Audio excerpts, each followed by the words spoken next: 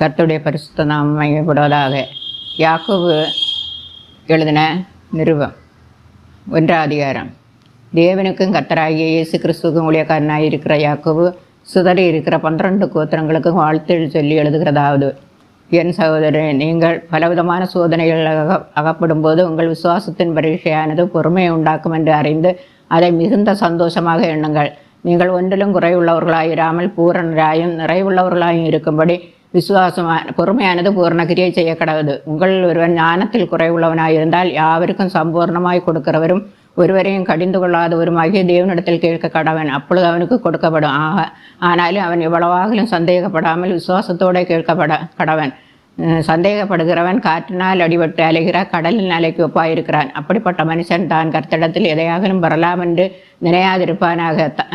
இருமனமுள்ளவன் தன் வழிகளெல்லாம் நிலையற்றவனாய் இருக்கிறான். தாழ்ந்த சகோதரன் தான் உயர்த்தப்பட்டதை குறித்து மேன்மை பாராட்ட கடவன். ஐஸ்வர்யவான் தான் தாழ்த்தப்பட்டதை குறித்து மேன்மை பாராட்ட கடவன். ஏனெனில் அவன் பூவை போல ஒளிந்து போவான். சூரியன் கடும் வெயிலுடன் உதித்து புல்லை உலர்த்தும் போது அதன் பூ உதர்ந்து அதன் அழகான வடிவு அழிந்துவோம். ஐஸ்வர்யவானும் அப்படியே தன் வழிகளில் வாடி போவான். சோதனையை சகிக்கிற மனுஷன் பாக்கியவான். அவன் உத்தமன் என்று விளங்கின முன்பு கர்த்தர் தம்மிடத்தில் அன்பு வருகிறவர்களுக்கு வாக்குத்தத்தம் பண்ண ஜீவ கிரீடத்தை பெறுவான். சோதிக்கப்படுகிற எவனும் நான் கர்த்தரால் சோதிக்கப்படுகிறேன் என்று சொல்லாதிருப்பானாக. தேவன் பொல்லாங்கினால் சோதிக்கப்படுகிறவர் அல்ல, ஒருவரையும் அவர் சோதிக்கிறவரும் அல்ல. அவனவன் தன் சுய இச்சையினால் இழுக்கப்பட்டு சிக்குண்டு சோதிக்கப்படுகிறான். பின்பு இச்சையான கற்பம் தரித்து பாவத்தை பிறப்பிக்கும். பாவமானது பூரணமாகும் போது மரணத்தை பிறப்பிக்கும். என் பிரியமான சகோதரரை, மோசம் போகாதிருங்கள். நன்மையான எந்தையும் பூர்ணமான எந்த வரவும் பரத்திலிருந்து உண்டாகி சோதிகளின் பிதாவிடத்திலிருந்து இறங்கி வருகிறது. அவரிடத்தில் யாதொரு மாறுதலும் யாதொரு வேற்றுமையின் நிழலும் இல்லை. அவர் நம்மில் சித்தம் கொண்டு தம்முடைய சிருஷ்டிகளில் நாம் முதற்பலன்களாவதற்கு சத்திய வசனத்தினாலே நம்மை சிருஷ்டித்தார். ஆகையால் சகோதரரே, என் பிரியமான சகோதரரை, யாவரும் கேட்கிறதற்கு தீவிரமாயும் பேசுகிறதற்கு பொறுமையாயும் கோபிக்கிறதற்கு தாமதமாயும் இருக்க கடவர்கள். மனுஷனுடைய கோபம் தேவனுடைய நீதியை நடப்பிக்க மாட்டாதே. ஆகையால் எல்லாவித அழுக்கையும் கொடிய துர்க்குணத்தையும் நீங்கள் ஒழித்துவிட்டு உங்கள் உள்ளத்தில் நாட்டப்பட்டதாயும் உங்கள் ஆத்துமாக்களை ரட்சிக்க வல்லமை உள்ளதாயும் இருக்கிற திருவசனத்தை சாந்தமாய் ஏற்றுக்கொள்ளுங்கள். அல்லாமலும் நீங்கள் உங்களை வஞ்சியாதபடிக்கு திருவசனத்தை கேட்கிறவர்களாய் மாத்திரமல்ல, அதன்படி செய்கிறவர்களாயும் இருங்கள். எண்ணத்தினாலில் ஒருவன் திருவசனத்தை கேட்டு அதன்படி செய்யாதவனானால் கண்ணாடியிலே தன் சுபாவத்தை பார்க்கிற மனுஷனுக்கு ஒப்பாயிருக்கிறான். அவன் தன்னை தான் பார்த்து அவிடமிட்டு போன உடனே தன் சாயல் இன்னதென்பதை மறந்து விடுகிறான். சுயாதீன பிரமாணமாகிய பூர்ண பிரமாணத்தை உற்றி பார்த்து அதில் நிலைத்திருக்கிறவனை கேட்கிறதை மறக்கிறவனாயிராமல் அதற்கேற்ற கிரியை செய்கிறவனாயிருந்து தன் செய்கையில் பாக்கியவனாயிருப்பான். உங்கள் ஒருவன் தன் நாவை அடக்காமல் தன் இருதயத்தை வஞ்சித்து தன்னை தெய்வ பக்தி உள்ளவன் என்று எண்ணினால் அவனுடைய தெய்வ பக்தி வீணாயிருக்கும். திக்கற்ற பிள்ளைகளும் விதவிகளும் படுகிற உபத்திரவத்திலே அவர்களை விசாரிக்கிறதும் உலகத்தால் கரைபடாதபடிக்கு அவர்களை காத்து கொள்கிறதுமே பிதாவாகிய தேவனுக்கு முன்பாக மாசில்லாத சுத்தமான பக்தியாக இருக்கிறது.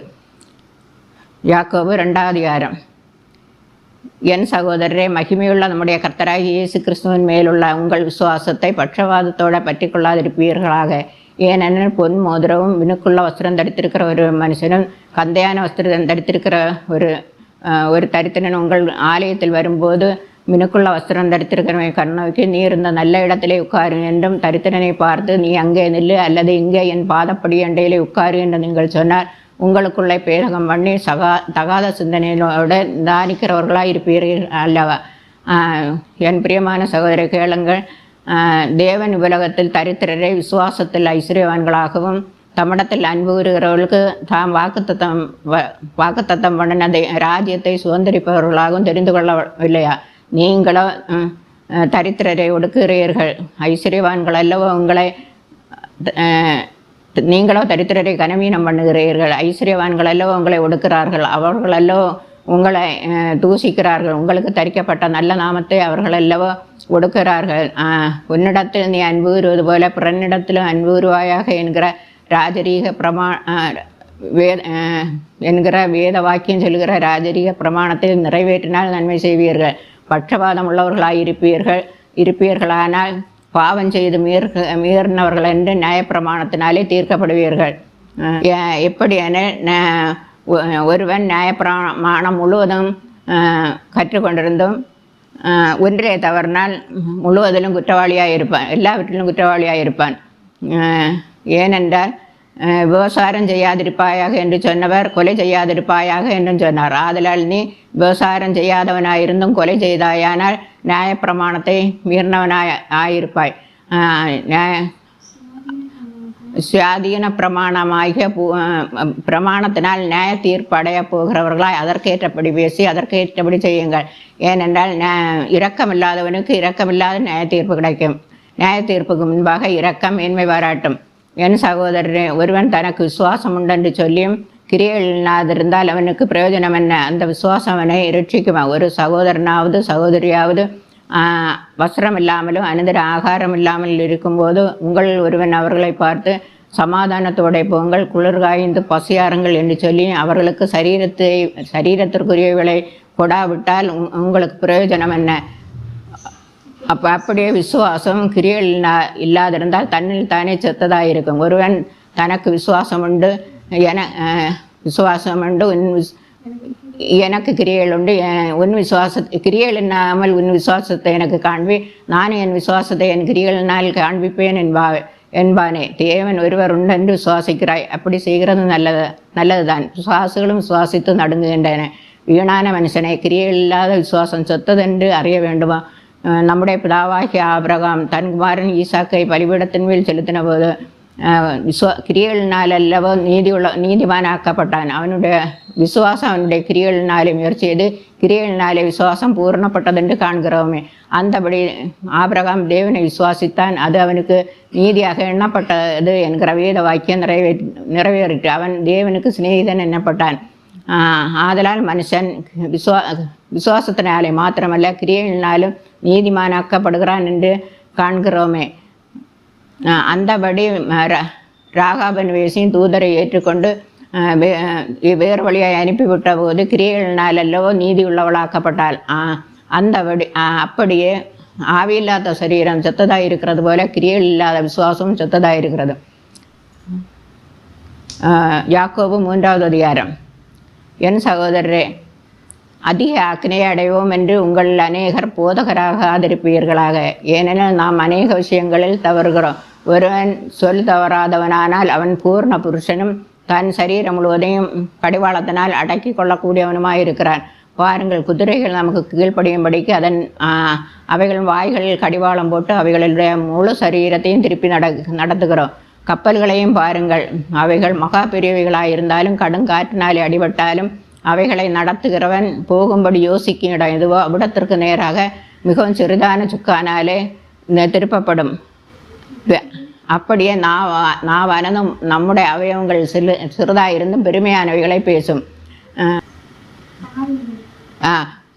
பாருங்கள், சிறிய நெருப்பு எவ்வளவு பெரிதான காட்டை கொளுத்தி விடுகிறது. நம்முடைய நாவும் நெருப்பு தான், அது அநீதி நிறைந்த உலகம். நம்முடைய அவயவங்கள் நாவானது முழு சரீரத்தையும் கரைபிடித்து நம்முடைய ஆயுள் சக்கரத்தை கொளுத்தி விடுகிறதாகவும் நரக அக்கினியினால் கொளுத்தப்படுகிறதாகவும் இருக்கிறது. பலவிதமான மிருகங்கள், பிராணிகள், ஊரும் பிராணிகள், பறவைகள், நீர் வாழ்ஞ்சந்துகள் ஆகிய இவைகளின் சுபாவம் மனுஷ சுபாவத்தினாலே அடக்கப்பட்டதும் உண்டு. நாவை அடக்க ஒரு மனுஷனாலும் கூடாது. அது பொல்லாங்குள்ளதும் சாவுக்கு எதுவான விஷம் நிறைந்ததுமாய் இருக்கிறது.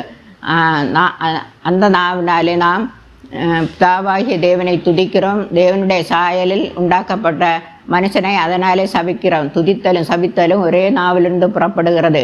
என் பிரியமான சகோதரரை, இப்படி இருக்கலாகாது. ஒரே ஊற்றுக்கண்ணிலிருந்து தீப்பும் கசப்புமான தண்ணீர் சுரக்குமா? என் சகோதரரை, அத்தி மரம் ஒலிவப்பழங்களையும் திராட்சை செடி அத்தி பழங்களையும் கொடுக்கக்கூடுமா? அப்படியே ஊரப்பான நீரூற்று தித்திப்பான ஜலத்தை கொடுக்க மாட்டாது. உங்களில் ஞானியும் வேகியுமாய் இருக்கிறவன் எவனோ அவன் ஞானத்திற்குரிய சாந்தத்தோடு தன் கிரியைகளை நல்ல நடக்கையினாலே காண்பிக்க கடவன். உங்கள் இருதயங்கள் கசப்பான வைராக்கியம் விரோதத்தை வைத்தீர்களானால்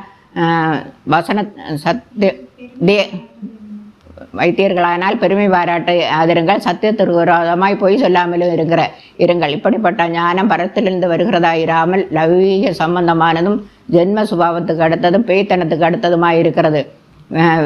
விரோதமும் வைராக்கியம் எங்கே உண்டு அங்கே கலகமும் சகல துர்ச்செயலும் உண்டு. பரத்திலிருந்து வருகிற ஞானமோ முதலாவது சுத்தமுள்ளதாயும் பின்பு சமாதானம் சாந்ததும் இணக்கமுள்ளதாயும் இரக்கத்தாலும் நற்கனிகளாலும் நிறைந்ததாயும் பட்சபாதம் இல்லாததாயும் மாயமற்றதாயும் இருக்கிறது. நீதியான கனியானது சமாதானத்தை நடப்பிக்கிறவர்களாலே சமாதானத்திலே விதைக்கப்படுகிறது. யாக்கோபு 4ஆம் அதிகாரம். உங்களுக்குள்ள யுத்தங்களும் சண்டைகளும் எதனாலே வருகிறது? உங்கள் இச்சைகள், உங்கள் சரீரங்கள், உங்கள் அவயவங்கள் போர் செய்கிற இச்சைகளினால் அல்லவா? நீங்கள் இச்சித்தும் உங்களுக்கு கிடைக்கவில்லை. நீங்கள் சண்டையும் நீங்கள் கொலை செய்தும் பொறாமை உள்ளவர்களாக இருந்தும் அடையக்கூடாமல் இருக்கிறீர்கள். யுத்தம் உங்களில் சண்டையும் யுத்தமும் பண்ணியும் விண்ணப்பம் பண்ணாமல் இருக்கிறதுனாலே பெற்று சித்திக்கல இல்லை. நீங்கள் விண்ணப்பம் பண்ணியும் உங்கள் இச்சைகளை நிறைவேற்றும்படி செலவழிக்க வேண்டும் என்று தகாத விதமாய் விண்ணப்பம் படுகிறபடியினாலே அடையக்கூடாமல் இருக்கிறீர்கள். விவசாரிகளே, உலக ஸ்நேகம் தேவனுக்கு விரோதமான பகை என்று அறியீர்களா?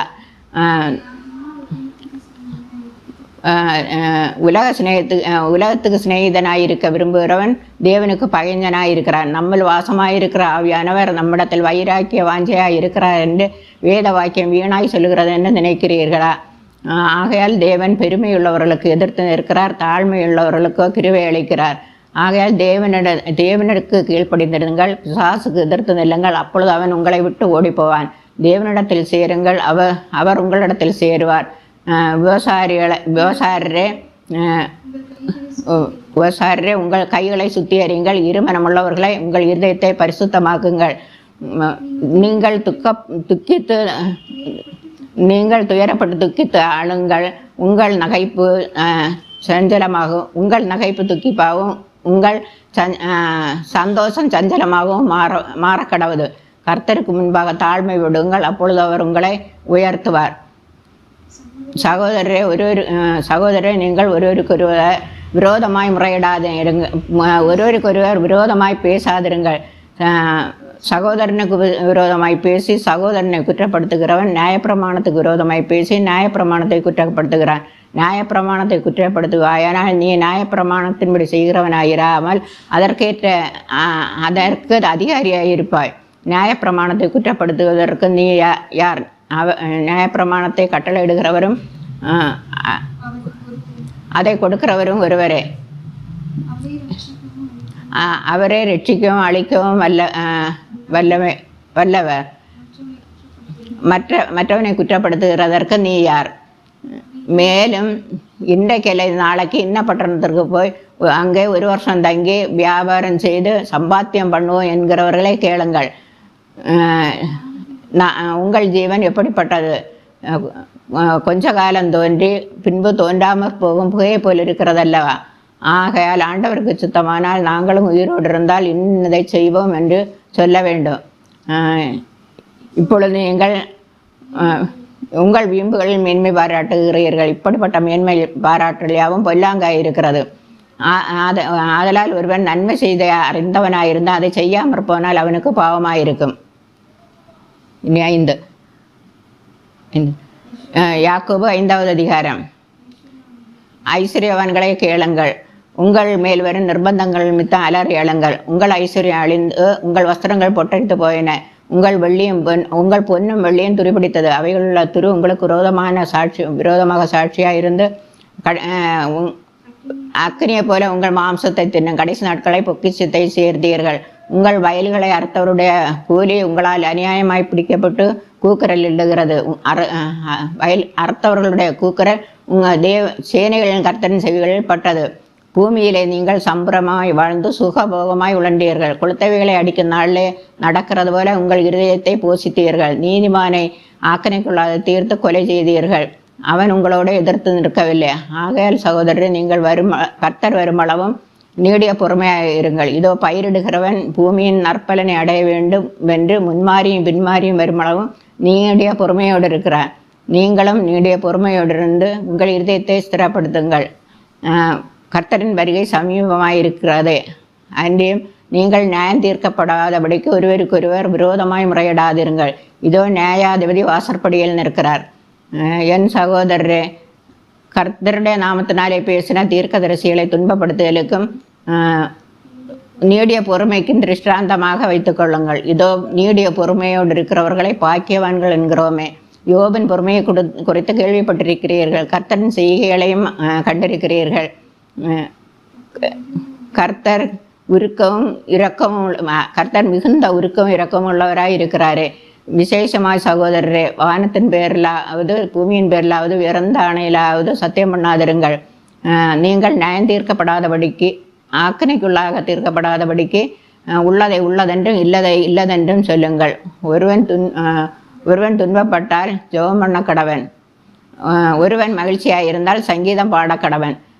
உங்கள் ஒருவன் வியாதிப்பட்டால் அவன் சபையின் மூப்பர்களை வரவழைப்பானாக. அவர்கள் வந்து கர்த்தருடைய நாமத்தினாலே அவனுக்கு எண்ணெய் பூசி அவனுக்காக ஜெபம் பண்ண கடவர்கள். அப்பொழுது விசுவாசமுள்ள ஜெபம் புண்ணியாளியை ரட்சிக்கும். கர்த்தர் அவனை எழுப்புவார். அவன் பாவம் செய்தவனானால் அது அவனுக்கு மன்னிக்கப்படும். நீங்கள் சொஸ்தமடையும்படிக்கு ஒருவர் குற்றங்களை ஒருவருக்கொருவர் அறிக்கையிட்டு ஒருவருக்காக ஒருவர் ஜெபம் பண்ணுங்கள். நீதிமான் செய்யும் ஊக்கமான ஜெபம் மிகவும் பலன் உள்ளதாய் இருக்கிறது.